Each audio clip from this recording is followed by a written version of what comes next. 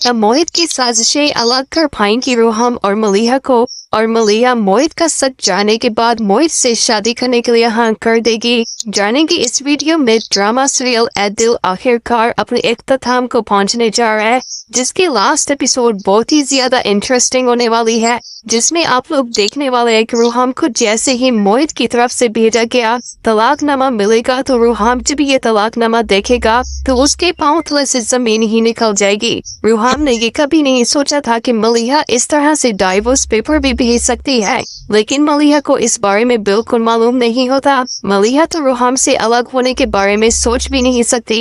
वो रूहाम से बात करना चाहती है मगर रूहाम मलिहा से बहुत नाराज होता है। मलिहा रूहाम की ऑफिस में भी चाहती है तो रूहाम मलिहा को वापस भेज देता है।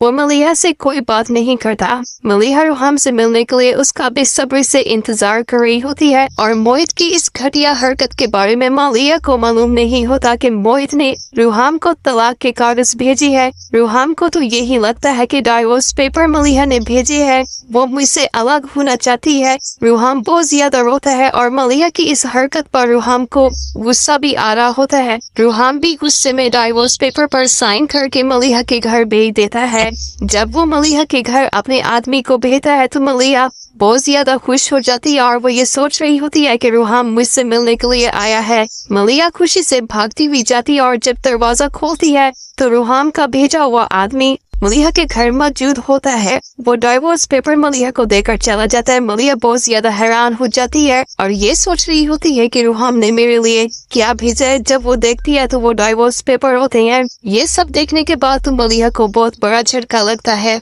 ये सब देखने के बाद मलिहा बहुत ज्यादा रोती है और चीखना भी शुरू कर देती है। जब मलिहा की आंटी आती है तो वो मलिहा से पूछती है तो मलिहा उसको सब बताती है और उसे कहती है कि मेरा क्या कसूर था, मैंने इतना बड़ा जुर्म तो नहीं किया, मुझे क्यों इतनी बड़ी सजा मिल रही है। मैं रूहाम से अलग नहीं होना चाहती, वो मुझे तलाक दे रहा है। रूहाम मेरे साथ ऐसा क्यों कर रहा है। और मोहित भी मलिहा को और ज्यादा भड़काने के लिए मलिहा से कहता है कि रूहाम अपनी जिंदगी में बहुत खुश है, वो उस लड़की के साथ अपनी जिंदगी मजे से जी रहा है। वो लड़की रूहाम की जिंदगी में वापस आ गई है जिससे रूहाम मोहब्बत करता था और अब वो तुम्हारे साथ नहीं रहना चाहता। तुम उसके पीछे खुद को क्यों बर्बाद कर रही हो।